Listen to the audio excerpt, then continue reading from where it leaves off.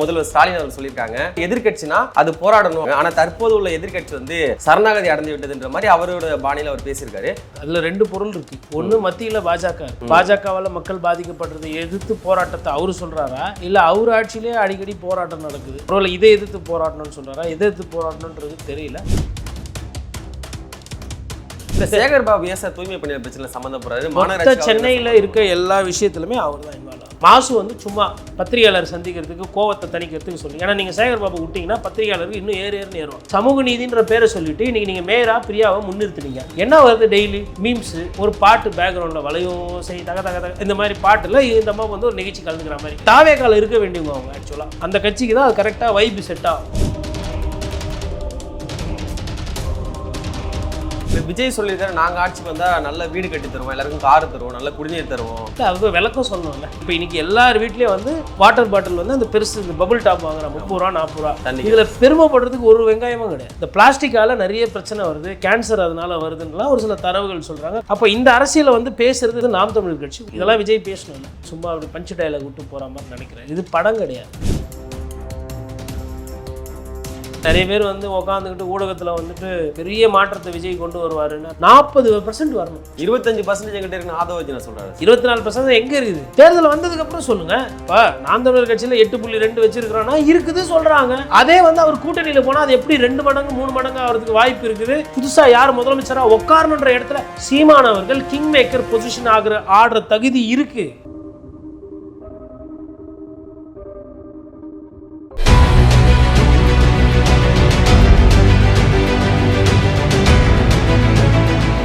உலகெங்கும் வாழக்கூடிய தமிழ் சொந்தங்கள் அனைவருக்கும் வணக்கம். இன்றைய சிறப்பு நேர்காணல் நம்மோடு இணைந்திருப்பவர் பத்திரிகையாளர் திரு கோடீஸ்வரன் அவர்கள். வணக்கம் சார். நேர்களுக்கு அன்பு வணக்கம், நெறியாளருக்கு வணக்கம். இப்போ அண்மையில் பார்த்தீங்கன்னா முதல்வர் ஸ்டாலின் அவர்கள் சொல்லியிருக்காங்க, ஆட்சினா அது மக்கள் நலம் சார்ந்து பணிகளை மட்டுமே செய்யணும், அதே மாதிரி எதிர்க்கட்சினா அது போராடணும் அப்படின்ற மாதிரி சொல்லியிருக்காங்க. ஆனால் தற்போது உள்ள எதிர்க்கட்சி வந்து சரணாகதி அடைந்து விட்டதுன்ற மாதிரி அவரோட பாணியில் அவர் பேசியிருக்காரு. சார் எப்படி சார் பார்க்குறீங்க? சரணாகதி எதிர்க்கட்சி ஆகுதுன்னா எந்த ஆட்சிக்கு ஆகுது அப்படின்றது அதில் ரெண்டு பொருள் இருக்குது. ஒன்று மத்தியில் பாஜக இருக்குது. ஸோ பாரதிய ஜனதா கட்சி எடுத்துகிட்டு வரக்கூடிய கொள்கைகள் பாஜகவால் மக்கள் பாதிக்கப்படுறதை எதிர்த்து போராட்டத்தை அவர் சொல்கிறாரா, இல்லை அவர் ஆட்சியிலே அடிக்கடி போராட்டம் நடக்குது, அங்கங்கே பிரச்சனைகள் இருக்குது, அன்றாடம் செவிலியர் போராட்டம் நடக்குது, துப்புரவு தொழிலாளி இன்னைக்கு காலையில் கூட ரொம்ப மிக கடுமையாக நடத்தப்படுறாங்க, ஆசிரியர்களுக்கு வந்து அந்த ஆசிரியர் கொடுக்க வேண்டிய குறைந்தபட்ச ஒரு மதிப்பு கண்ணியம் கூட இல்லாத அளவுக்கு அந்த ஒரு போராட்டம் போயிட்டுருக்கு. காவல்துறை வந்து அவர்களை குண்டுகட்டாக தூக்கிட்டு போகிறது ஒவ்வொரு நாளும் பார்க்குறோம். ஒருவேளை இதை எதிர்த்து போராடணும்னு சொல்கிறாரா, எதிர்த்து போராடணுன்றது தெரியல. பட் அந்த கருத்து என்பது வரவேற்குது. முதல்வரே வந்துட்டு ஆமாம் நிறைய பிரச்சனை இருக்குது, எதிர்த்து போராடணும் அப்படின்னு சொல்கிறது அந்த அவங்களே ஒத்துக்கிறாங்களா சார்? எங்கள் ஆட்சியில் பிரச்சனை இருக்குது, ஏன் போராட மாட்டேங்கிறீங்கன்னு அவங்களே சொல்கிற மாதிரி இருக்குல்ல? இல்லை, அவர் உண்மையை பேசுகிறாருன்னு கூட எடுத்துக்கலாம். சரி, எந்த ஒரு ஆட்சியிலுமே 100 விழுக்காடு எல்லாம் சரியாக செய்ய முடியாதுங்க. குறைகள் என்பது இருக்கும் தான். நீங்கள் காந்தியையே திருப்பி தாத்தாவே கொண்டு வந்து நீங்கள் ஆட்சி நடத்தினாலும் காந்தி ஆட்சி காலத்தில் கோட்சே போன்றவர்களுக்கோ ஆர்எஸ்எஸ் போன்றவர்களுக்கோ குறைகள் இருக்க தான் செய்யும். அதான் குறைகள் இருக்கும். நிறைய அதிகமாக இருக்க குறை அதிகமாக இருக்குன்றதான் பார்க்கணும். நிறைய அதிகமாக இருந்தால் ஆட்சி திருப்பி தொடரும், குறை அதிகமாச்சுன்னா ஆட்சி வீட்டுக்கு போயிடும். இப்போ திருவள்ளூரில் பிரச்சாரம் மேற்கொண்ட எடப்பாடி பழனிசாமி சொல்லியிருக்காங்க, திமுக கூட்டணிங்கிறது ஒரு மக்கரான லாரி மாதிரி நின்றுட்டு இருக்கு, அதால் சரியாக பயணிக்க முடியல அப்படின்னு சொல்லியிருக்காங்க. நீங்கள் குறிப்பிட்ட மாதிரி நிறைய பேர் இப்போ களத்தில் இறங்கி போராட ஆரம்பிச்சிருக்காங்க, வாக்குறுதி கொடுத்துருக்கீங்க ஆனால் எதுவும் நிறைவேற்றல அப்படின்ற மாதிரி சொல்கிறது உண்மையா சார்? திமுக ஆட்சியில் வந்து வாக்குறுதி வந்து கொடுத்து நிறைவேறலையா? அதே மாதிரி திமுக கூட்டணி சரியான ஒரு இது போக்கில் போகலையா சார்? ரெண்டு விஷயங்க. ஒன்று, திமுக ஆட்சி இப்போ வர்றதுக்கு முன்னாடி அவங்க இன்றைய முதலமைச்சர் வந்து அது செவிலியர்கள் போராட்டமாகட்டும், இல்லை வந்து குறிப்பாக வந்து ஆசிரியர் பெருமக்கள் அவங்கெல்லாம் போராட்டம் பண்ணும்போது இவரே டிபிஐக்கெல்லாம் போய் அவங்கக்கிட்ட நலன் விசாரித்து அவங்களுக்கு வந்து நீங்கள் போராட்டத்தை வாபஸ் வாங்கிக்கோங்க, நம்ம ஆட்சி வந்தோன்னா உங்களுக்கு கண்டிப்பாக பண்ணுன்னு சொல்லிட்டு வாக்குறுதியெல்லாம் கொடுத்து, அது தேர்தல் போல் வாக்குறுதி இல்லை, அதுலேயுமே வந்து அதை வந்து இத்தனாவது இதில் வந்து பேரால வந்து நாங்கள் இதை சரி செய்வோம்னா சொல்லி ஆசிரியருக்கு 318, செவிலியருக்கு 352 அந்த மாதிரி வாக்குறுதிகள்லாம் கொடுத்துருக்காங்க. அந்த வாக்குறுதியை சொன்னதை நிறைவேற்றுங்கன்னு சொல்லி தான் இப்போ அவங்க போராட்டம். மொத்தமாக எத்தனை சார் 525 வாக்குறுதி கொடுத்துருப்பாங்க, அதில் உங்களுக்கு தெரிஞ்ச ஒரு குறிப்பிட்டது எவ்வளோ சார் செஞ்சிருப்பாங்க? எத்தனை பர்சன்ட்? ஒரு 60% 70% செஞ்சிருப்பாங்க. 30-40% செய்யலை. அது செய்யவும் முடியாது, சும்மா அடிச்சு விடுறது.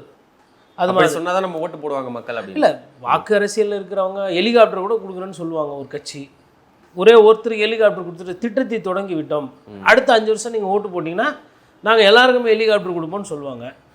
கூவத்தை வந்து அழகாக்குறோம், இதுவும் பார்த்திங்கன்னா நதிகள் இணைப்பு, கூவம் அழகுபடுத்துறது, சென்னையை சிங்காரமாக ஆக்குறதுன்ற வாக்குறுதி. குறைந்தபட்சம் நாயை கூட நம்மளால் பிடிக்க முடியல. நாய் வந்து ஒரு ஒரு கட்டுக்கோப்பு இல்லாமல் அது இதெல்லாம் பிரச்சனையாக தானே இருக்குது. நாய்கடினால சில பல பிரச்சனைகள் வரதானே செய்யுங்க. ஓகே. அப்போது நான் சொன்னது ரொம்ப ரொம்ப கீழே இருக்கக்கூடியது. அப்போ சொத்து வரி தண்ணி வரி அதெல்லாம் ஏறுது. பட் சாலைகள் வந்து தரமாக போடப்பட்டு இருக்கிறதா, இல்லை மழை காலத்தில் வீட்டுக்குள்ளே தண்ணி வராமல் இருக்கிறதா? நிறைய இடத்துல பார்த்தீங்கன்னா இது ரொம்ப முக்கியமான கேள்வி நீங்கள் கேட்டது. வாக்குறுதி அப்படின்னும் போது எல்லாம் சரி செய்ய முடியும், எல்லாருக்கும் எல்லாம் அப்படின்ற மாதிரி சொல்லுவாங்க. அப்போ அந்த அடிப்படையில் பார்க்கும்போது மாநகராட்சி, நகராட்சி, உள்ளாட்சிகளால் நிறைய பிரச்சனை மக்களுக்கு இருக்குது. உதாரணத்துக்கு வீடு கட்டுவாங்க, தண்ணி கனெக்ஷன் கொடுப்பாங்க, ஆனால் தண்ணி வந்து சம்பில் வந்து வராது. ட்ரைனேஜ் கனெக்ஷன் கொடுப்பாங்க, அந்த இடத்துல பார்த்தீங்கன்னா ட்ரைனேஜே இருக்காது. இப்போ ஆவடிலாம் போய் பார்த்தீங்கன்னா இன்னும் செப்டிக் டேங்க்கில் தான் அப்புறம், ஆனால் அவங்க வந்து தண்ணி வரியும் அந்த சாக்கடை வரியும் கட்டிட்டு இருக்காங்க. அப்போ என்னன்னா இல்லாத ஒரு விஷயத்துக்கு வரி வாங்குறது, இது வந்து கிட்டத்தட்ட திருட்டுக்கு சமம். உங்களால் நல்ல குடிநீர் கொடுக்க முடியல அப்படின்னா, இப்போ இன்றைக்கி எல்லார் வீட்லேயும் வந்து வாட்டர் பாட்டில் வந்து அந்த பெருசு இந்த பபுள் டாப் வாங்குறான் 30 ரூபா 40 ரூபா. இதில் பெருமைப்படுறதுக்கு ஒரு வெங்காயமும் கிடையாது. ஒரு தண்ணியை கூட ஒழுங்காக நம்மளால் கொடுக்க முடியல அப்படின்னா அது உண்மையிலே வெட்கப்படணும் திராவிட கட்சிகள். அப்போ அதுக்கு ஒரு கொள்கையே கிடையாது. இந்த பிளாஸ்டிக்கால் நிறைய பிரச்சனை வருது, கேன்சர் அதனால் வருதுன்னெலாம் ஒரு சில தரவுகள் சொல்கிறாங்க. கார்சினோஜெனிக்கு நிலத்தடி நீர் மோசமாக போகுது அப்படின்ற மாதிரி. அப்போ இந்த அரசியலை வந்து பேசுகிறது 2 கட்சி தான் தமிழகத்தில். சமீப காலமாக அதிகமாக பேசுகிறது நாம் தமிழர் கட்சி. ஒரு காலத்தில் மருத்துவர் ராமதாஸ் அவர்கள் இயற்கை ஒத்தி அரசியல் பண்ணணும், மரம் வளர்க்கணுன்ற மாதிரி சொன்னார். இதை தாண்டி மற்றவர்கள் இதை பற்றி சிந்திக்கிறதே கிடையாது. இல்லை, விஜய் சொல்லியிருக்காரு நாங்கள் ஆட்சிக்கு வந்தால் நல்ல வீடு கட்டி தருவோம், எல்லாருக்கும் கார் தருவோம், நல்ல குடிநீர் தருவோம், அந்த மாதிரி அவர் சொல்லியிருக்காருல்ல சார். இல்லை, அது விளக்கம் சொல்லணும்ல. இப்போ சரி, காரு வீடு கூட நாங்கள் லோனில் போட்டு வாங்கிக்கிறோம், லோன் அலையிறோம், நாசமாக போகிறோம், அது வேறு விஷயம். குடி தண்ணி சென்னையில் வந்து ஒரு ஒரு எவ்வளோ லிட்டர் தேவைப்படும், எம்எல்டி தேவைப்படும், எத்தனை ரிசர்வாயர் இருக்குது, டீசாலினேஷன் பிளான்ட்லேருந்து எவ்வளோ தண்ணி வருது, 150 எம்எல்டி ஒரு மனிதருக்கு கொடுக்கணும், ஆனால் 80 எம்எல்டி தான் கிடைக்குது. அந்த எம்எல்டியும் சுத்தமாக இல்லை, இது பிரச்சனை இருக்குது. அப்புறம் ஏரி குளம் குட்டெல்லாம் சென்னையில் காணாமல் போச்சு. அப்போ அதை திருப்பி கொண்டு வரதுக்கு எதனா திட்டம் இருக்கா, இல்லை நிலத்தடி நீரை ஏற்றுறதுக்கு கிணறு எதனா அமைக்கப்படுமா? அதுக்கப்புறம் மழைநீர் வடிகால் திட்டம் அம்மையார் ஜெயலலிதா கொண்டு வந்தாங்க, அதை ஓரளவுக்கு சரியாக செய்யலை, அதில் பாதிப்பு இருக்குது. இதெல்லாம் விஜய் பேசணும்ல, தெரியுமா அவருக்கு? நீர்வளத்துறை அமைச்சரை சம்மந்தப்பட்ட அதிகாரி கூட ஒரு ஆலோசனை நடத்தி அதுக்கப்புறம் செய்ய போகிறாரு. அதாவதுங்க, ஃபஸ்ட்டு வந்து எந்த ஊருக்கு போகிறோமோ அந்த ஊருக்கு ஃபஸ்ட்டு வழி தெரியணும். இதெல்லாம் போகாத ஊருக்கு அவர் வந்து சும்மா அப்படி பஞ்சு டைலாக் விட்டு போகிற மாதிரி நினைக்கிறார். இது படம் கிடையாது.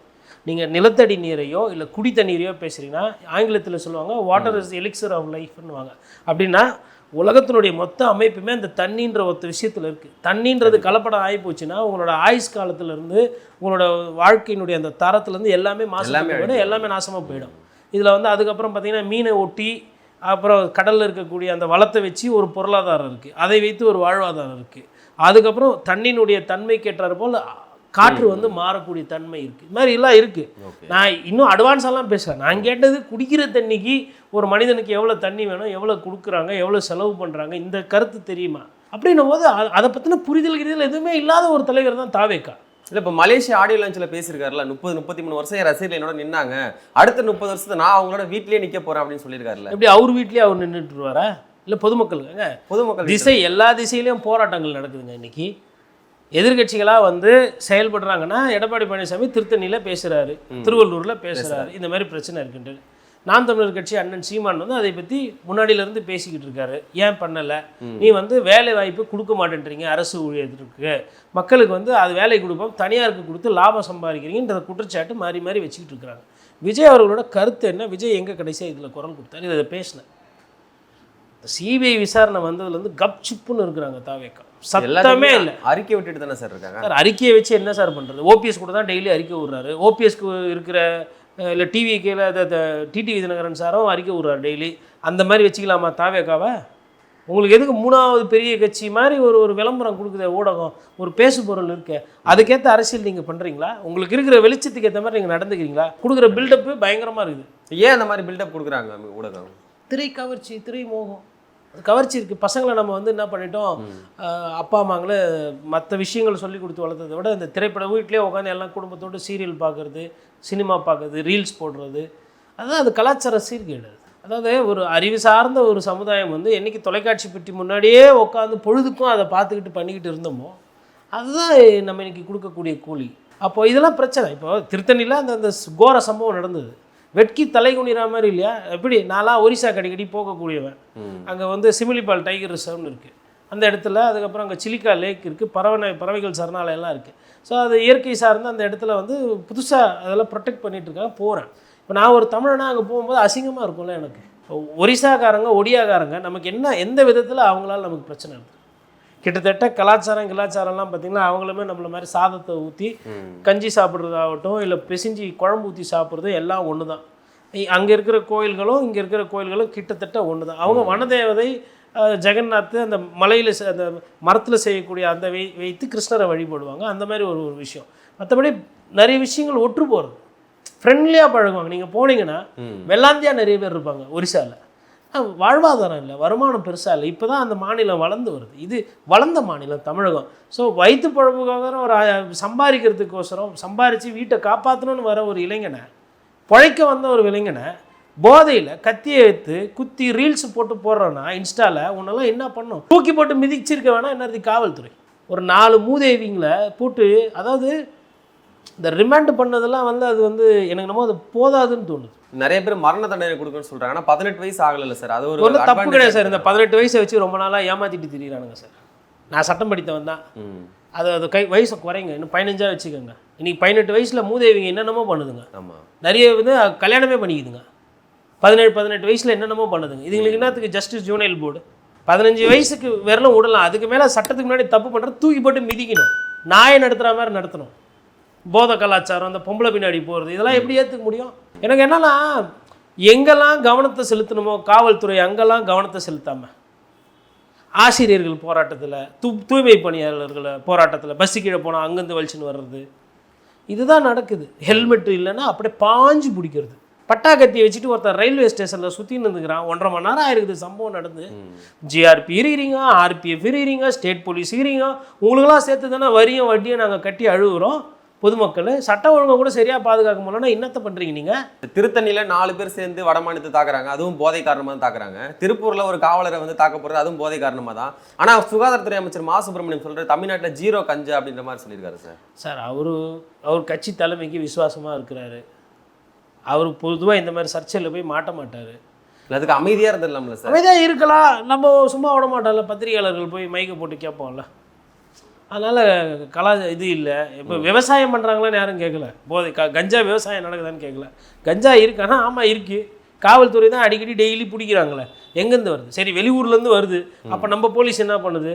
கோலி விளாண்டுட்டு இருக்கா? கேள்வி வருது இல்லை? இன்றைக்கி ட்ரக்ஸு பிரச்சனை, கஞ்சா பிரச்சனை, சாராய பிரச்சனை, கள்ளச்சாராய சாவு நடந்தது. என்னத்தை காப்பாற்ற இருக்கிறீங்க நீங்கள்? செத்தாங்களா இல்லையா கள்ளக்குறிச்சியில்? எதில் நீங்கள் அதாவதுங்க, வெல்ஃபேர் ஸ்கீம்ஸ் இருக்குது, 1000 ரூபா கொடுக்குறாங்க. ஒரு சில திட்டங்கள் தமிழ்நாடு முன்னோடியாக இருக்குது. மருத்துவமனை மற்ற மாநிலங்களோட பார்க்கும்போது சிறப்பாக இருக்குது. கல்லூரிகள் ஓரளவுக்கு பரவாயில்ல அப்படின்றதெல்லாம் நான் ஏற்றுக்கிறேன். அதில் எனக்கு மாற்று கருத்தே இல்லை. இந்த கேவலம், இந்த அவலம்லாம் இருக்க தானே செய்யுது.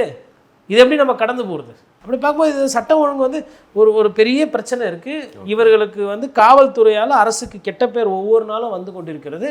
கூட இப்போ மற்ற துறையும் சேருது. உள்ளாட்சித்துறை, இந்த துப்புரவு தொழிலாளி போராட்டம்லாம் இருக்குவாங்க. அதெல்லாம் அடி வயிற்றுலேருந்து அந்த தாய்மார்கள், தங்கச்சி சகோதரிகள்லாம் சாபம் விடுறாங்க. இவங்களோட வாக்குகள்லாம் மற்ற கட்சிகளுக்கு சேதருமா சார்? இல்லை திரும்பி திமுக தான் செலுத்துவாங்களா வரக்கூடிய தேர்தல்? எதுக்கு திமுகவுக்கு போடணும்னு நினைப்பாங்க. அவங்க தான் சொல்கிறாங்களே, நேற்று நைட்டு கரண்ட் ஆஃப் பண்ணுறாங்க ரிப்பன் பில்டிங் வெளில. டார்ச் லைட்டில் முதல்வர் அவர்களுக்கு புத்தாண்டு வாழ்த்துக்கள்ன்றாங்க. மனசாரவா புத்தாண்டு வாழ்த்துக்கள் சொல்கிறாங்க? வலி வேதனையை எப்படி காப்பாற்றுறதுன்னு தெரியல. அங்கே இருந்துட்டு ஒழிக இந்த ஆட்சி தோற்று போயிடுன்னு சொல்ல முடியாது. தோற்று லக்கி சார்ஜ். அதனால் அவங்க என்ன பண்ணுறாங்க, நீங்கள் நல்லா இருங்க சாமி அப்படின்ற மாதிரி சொல்கிறாங்க. வேறு வழி இல்லாமல் அறிவாலயத்தில் போய் போராடுறாங்க. மெரினா கடற்கரையில் கருணாநிதி சிலைக்கு முன்னாடி போய் போராடுறாங்க. அதுதான் தேவையில்லாமல் சொரிஞ்சு விட்டுக்கினாங்க. காசுன்றது எல்லா டெண்டர்லையும் வேறங்க. இதெல்லாம் தலையிடவே கூடாது.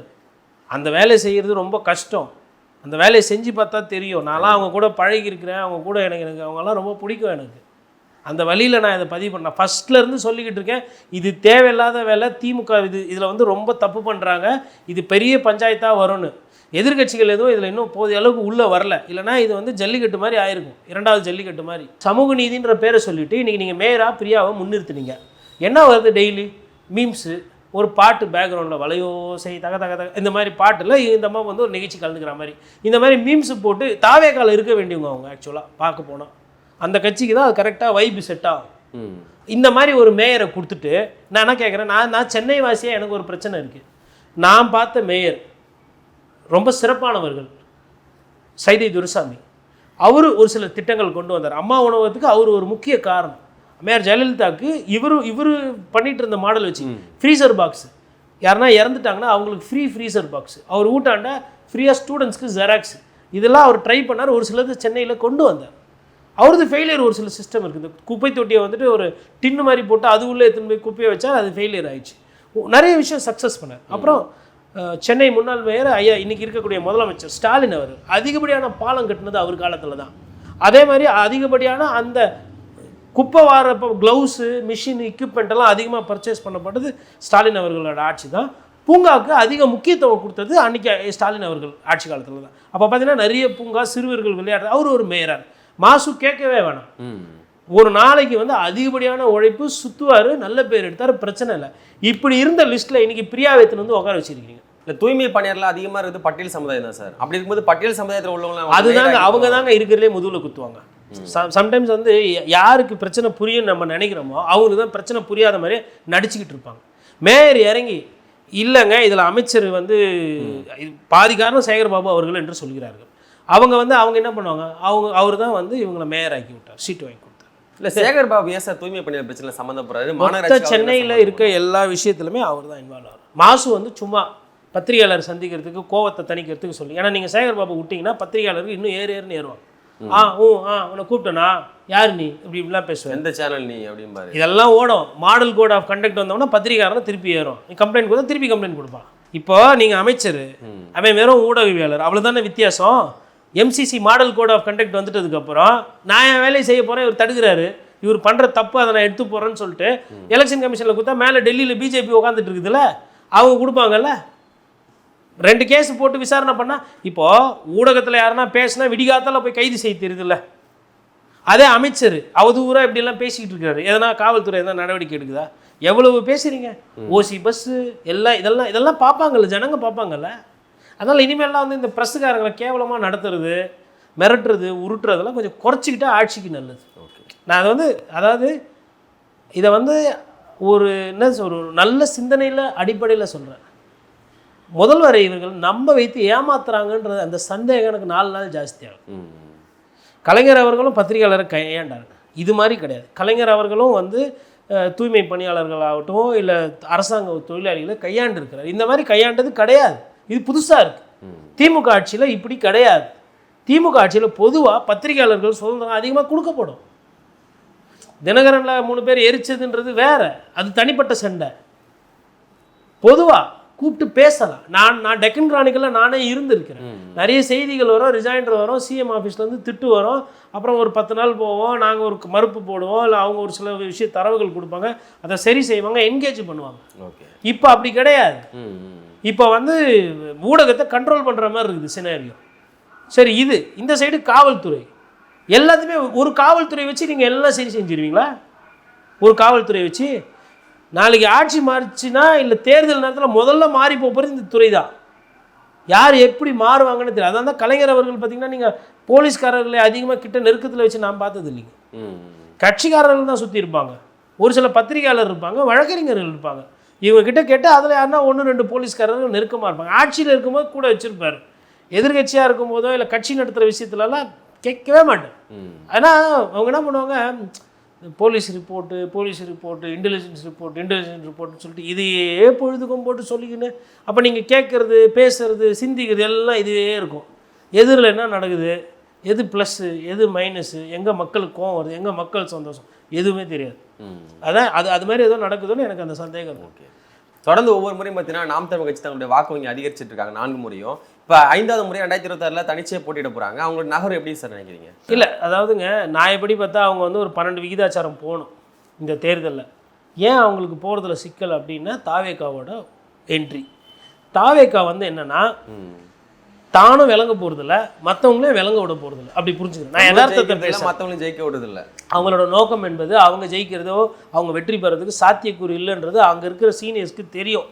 இருந்தாலும் அந்த கூட்டத்தை வைத்து காட்டிக்கிட்டு அதே ஒரு 5 லட்சம் 10 லட்சம் பேர் ரசிகர்கள் இருக்கிறாங்கன்னா அந்த பட்டாளத்தையே எல்லா இடத்துலையும் காட்டிக்கிட்டு பிரம்மாண்டம். மலேசியாவில் கூட்டம் வந்து என்ன பண்ணுறதுங்க, மலேசியாவில் நடந்தது வியாபாரம்.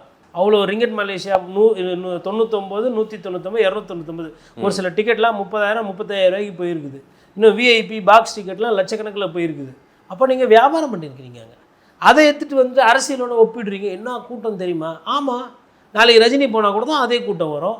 அஜித் ரோட்டில் பைக் ஓட்டுன்னு போக சொல்லுங்க, அஜித்துக்கு கூட்டம் வராதா அவருக்கு? இல்லை சிவகார்த்திகேயன் ஒரு இடத்துல போய் டீ நகரில் டீ குடிக்க சொல்லுங்கள், சாதாரணமாக ரோட்டில் நின்று தள்ளுமுள்ளு வரும். 10 நிமிஷத்துக்கு மேலே ஒரு டீ டிஃபன் சாப்பிட்டு சாண்ட்விச் சாப்பிட்டாருன்னா அங்கேயே தள்ளுமுள்ள யாரும் ஒரு 2 பேர் செத்து போயிடுவான். அதுதான் சொல்கிறது, கலாச்சாரத்தில் ஒரு பெரிய பிரச்சனை. அதாவது ஒரு நடிகர் என்பவர் அவர் நம்மளை மாதிரி அப்படின்றத தாண்டி இவங்க வந்து போகிறாங்க. நான் போயிட்டு என் ரசிகர்களையோ இல்லை என்னோட தம்பி தங்கச்சிங்களோ போகிறது நான் தப்பு சொல்லலை. அப்படியே ஆத்தாப்பனை விட ஆன்றீங்களே.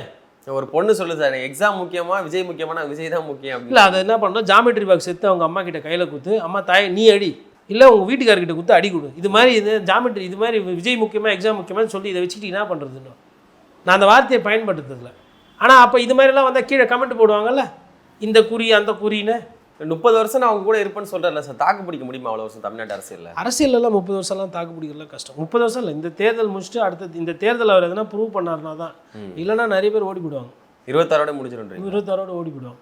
ஏன்னா இப்போ சீமான் அவர்கள் வாக்கு விஜயால் சரின்றது மாதிரியே விஜய் அவர் ஃபஸ்ட்டு தேர்தல் புதுசாக ஒரு ஹோட்டல் திறந்தால் என்ன பண்ணுவாங்க, எல்லாரும் போய் அந்த ஹோட்டலில் சாப்பிட்டு பார்ப்பாங்க. சாப்பிட்டுட்டு 2 நாள் சாப்பிடுவாங்க, 3 நாள் சாப்பிடுவாங்க. அப்புறமா ஒரு சலிப்புத்தன்மை வரும். அதை தாண்டி அந்த ஹோட்டலில் உணவு நல்லா இருந்தது, அது உடம்புக்கு எதுவும் பண்ணலைன்னா அங்கே சாப்பிடுவாங்க. அதுக்கப்புறமா அதோட விலைவாசி எவ்வளோ இருக்குன்னு பார்ப்பாங்க. இது மூன்றாவது குவாலிட்டி குவான்டிட்டி, அது வேறு விலை. இப்போ இட்லி வந்து 80 ரூபா விற்குது, நல்லா இருக்குதுன்னு அதுக்கு டெய்லியாக போய் சாப்பிட முடியும்? இட்லி எவ்வளோ விற்கணுமோ அவ்வளோதான் விற்கணும். அது மாதிரி இருக்குது. அதனால் அதெல்லாம் பார்ப்பாங்க. அப்படி கம்பேர் பண்ணும்போது என்ன ஆகிடும்னா, இன்றைக்கி இந்த புதுசாக இருக்கிற அந்த கிளாமர் அப்பீல் இருக்குல்ல, அது வந்து விஜயும் பழைய கட்சி, விஜயும் ஒரு அரசியல் கட்சி அப்படின்ற மாதிரி மாறும் தாவேகா. அந்த சூழ்நிலை வரும்போது உழைப்பவர்கள் உழைக்காதவர்கள், மக்களோட பிரச்சனை பேசுகிறவங்க பேசாதவங்க, மக்கள் கூட நிற்கிறவங்க நிற்காதவங்க, அந்த ஸ்டேஜ் போயிடும். அந்த ஸ்டேஜ் போகும்போது அவருக்கு சிக்கல். ஏன்னா இப்போ இன்றைக்கி அமைச்சரோ எம்எல்ஏவோ முதலமைச்சரோ இல்லை, ஆனால் ஒரு பாப்புலரான நபர் மக்கள் பிரச்சனைக்கு எதனா குரல் கொடுத்தாரா? இந்த மலேசியா ஈவெண்ட் முடிஞ்சது ஒன்று, அவர் எப்படின்னா, இந்த ஆமை எப்படி போகும், திடீர்னு வெளியில் வரும், திடீர்னு ஓட்டுக்குள்ளே போயிடும், அது திருப்பி எப்போ வரும்னு தெரியாது. அப்போ சுற்றி நின்று இந்த ஆமை வழிபாடுலாம் அந்த கதலெல்லாம் காட்டுவாங்க சைனாலெல்லாம் பார்த்தீங்கன்னா. ஏன்னா அவங்க ஊரில் ஆமையை ரொம்ப வழிபடுவாங்க. அந்த மாதிரி இது ஒரு போக்கு. நிறைய பேர் வந்து உக்காந்துக்கிட்டு ஊடகத்தில் வந்துட்டு பெரிய மாற்றத்தை விஜய் கொண்டு வருவாருன்னு, நான் வந்து மாற்றத்தை கொண்டு வருவார், பெரிய மாற்றம், அதெல்லாம் ரைட்டு. ஆட்சி மாற்றம் வருது அப்படின்னா அதற்கு வேணால் விஜய் வந்து காரணமாக இருக்கலாம். மற்றபடி விஜய் ஜெயிக்கிறதுக்கு வாய்ப்பு என்பது இல்லை. இல்லை, ஒருவேளை அதிமுக ஓட்டை நிறைய எடுத்துடுறாரு அப்படின்னா ஆட்சி மாற்றம் வராமல் திமுகவே ஜெயிக்கும். அது நம்பர்ஸ் நம்ம பார்க்கும்போது தான் தெரியும். ஏன்னா 40% வரணும். நீங்கள் டைட் கார்னர் கண்டஸ்ட்டில் குறைந்தபட்சம் 36% வரணும். இந்த 36% 0லேருந்து கொண்டு வரணும் விஜய். 25% எங்கிட்ட இருக்குன்னு ஆதவர்ஜுனா சொல்கிறாரு சார். சொல்லலாங்க, ஒரு படத்தில் சொல்லுவாங்க 2000 4000 8000 பிம்பிலி கிபியா அப்படின்வாங்களா, அந்த மாதிரி 24% எங்கே இருக்குது? தேர்தல் வந்ததுக்கப்புறம் சொல்லுங்கள். இப்போ நாம் தமிழர் கட்சியில் 8.2 வச்சுருக்கிறோன்னா இருக்குது சொல்கிறாங்க. அதே வந்து அவர் கூட்டணியில் போனால் அது எப்படி 2 மடங்கு 3 மடங்கு ஆகிறதுக்கு வாய்ப்பு இருக்குது. ஆட்சி புதுசாக யார் முதலமைச்சராக உட்காரணுன்ற இடத்துல சீமான் அவர்கள் கிங் மேக்கர் பொசிஷன் ஆடுற தகுதி இருக்குது. விஜயகாந்த் அவர்கள் எப்படி முதலமைச்சராக ஜெயலலிதா ஆக்கி விட்டாங்களோ அதே மாதிரி ஒரு முடிவு, அந்த தகுதி, அந்த திராணி தெம்பு இருக்குது. இருந்து செய்யலைன்னா என்ன பண்ண? அவர் அது ரியலைஸ் பண்ணுற மாதிரி தெரியல. ஒவ்வொருத்தருக்கு இப்போ நான் சொல்கிறது என்னோட கருத்து. சீமான் அவர்கள் வந்து இந்த கருத்தை ஏற்றுக்கணும்னு அவசியமே கிடையாது. நான் வந்து ஏதோ ஒரு லட்சக்கணக்கில் கோடி கணக்கில் இருக்கிற ஒரு பிரச்சனையில் நானும் ஒன்று, அவ்வளோதான் முடிவு. ஆனால் கண்டிப்பாக நான் பேசுகிற இந்த கருத்து நாம் தமிழர் சொந்தங்களுக்கு, கீழே இருக்க கிளை நிர்வாகிகளுக்கு அது வந்து ஒரு ஆறுதலை தரும். தனியாக இருந்துட்டீங்க, நீங்கள் யாருன்னு சொல்லிட்டீங்க, உங்கள் கருத்து என்னன்னு சொல்லிட்டீங்க, தமிழக மக்கள்கிட்ட போய் சென்றீங்க, உலக தமிழர்களும் ஒரு ஃபாலோவர் இருக்குது. ஒரே ஒரு விஷயம், பெரியாரை ஏற்றுக்கிட்டு அப்புறம் பெரியாரை திட்டினது முரண் இல்லையா? முருகரை ஏற்றுட்டு கிருஷ்ணர் மாயன்ட்டு அப்புறம் அதெல்லாம் முரண் இல்லையா? அதெல்லாம் வந்து ஒரு கருத்து இல்லை முரண், ரைட்டு. அது மாதிரி கூட்டணியிலே முரண் வந்துட்டா என்ன ஆயிடுச்சு? உடனே இப்போ நாம் தமிழர் சொந்தங்கள்லாம் கோச்சிக்கிட்டு இல்லை அண்ணன் வந்து தனியாக தான் போனார் அப்படின்னு சொல்ல போகிறாங்களா? இவர் முடிவு எடுத்தால் அதை வந்து அண்ணன் சொல்லிட்டாருன்னு தம்பிங்க கேட்டுன்னு போகிற மாதிரி ஒரு பிரபாகரனுடைய கட்டமைப்பு என்னவோ அது மாதிரி தானே அவர் கொண்டு வந்திருக்கிறாரு. யாருன்னா போய் நம்ம பிரபாகரன் சாரை யாருன்னா கேட்டாங்களா? என்னைக்குன்னா யாரா ஒருத்தர் உள்ளுக்குள்ளே ஒரு சில பிரச்சனை இருந்திருக்கும். கண்டிப்பாக பொது வழியில் யாரும் இருந்தது இல்லை. அப்படி தானே அவர் கொண்டு வந்திருக்கிறாரு. இப்போ இன்றைக்கி பாரதியை போய் பார்த்ததுக்கு வந்து சங்கி இங்கெல்லாம் பேசுகிறாங்க ஆர்எஸ்எஸ். ஏன் ராஜாஜி கூட்டணி வைக்கல? நாங்கள் வந்து கூடி சேர்ந்து என்ன கல்யாணமாக பண்ண சொல்கிறாங்க. ம். எதுக்கு சரி இது வந்து நான் எதுக்கு சொல்கிறேன்னா, ஏன்னா இப்போ சாட்டையில் வந்துட்டு நிறைய நாம் தமிழ் சொந்தங்கள் இந்த சேனலை பார்ப்பாங்கன்றதுனால நான் இந்த பதிவு போடும். ஓகே. இதை பற்றி இது மாதிரி நான் பேசினது கிடையாது இதுக்கு முன்னாடி. ஏன்னா எல்லாம் என்ன சொல்கிறாங்க, விஜய் விஜய் விஜய் விஜய்னு பேசியிருக்கிறேன், கோயம் இதுவே ஓடிக்கிட்டு இருக்குது சோஷியல் மீடியாவில். அதை அப்படியே மாத்திர சக்தி இருக்குது என்டிகேக்கு நாம் தமிழர் கட்சிக்கு இருக்குன்றதை நான் பதிவு பண்ணுறேன்.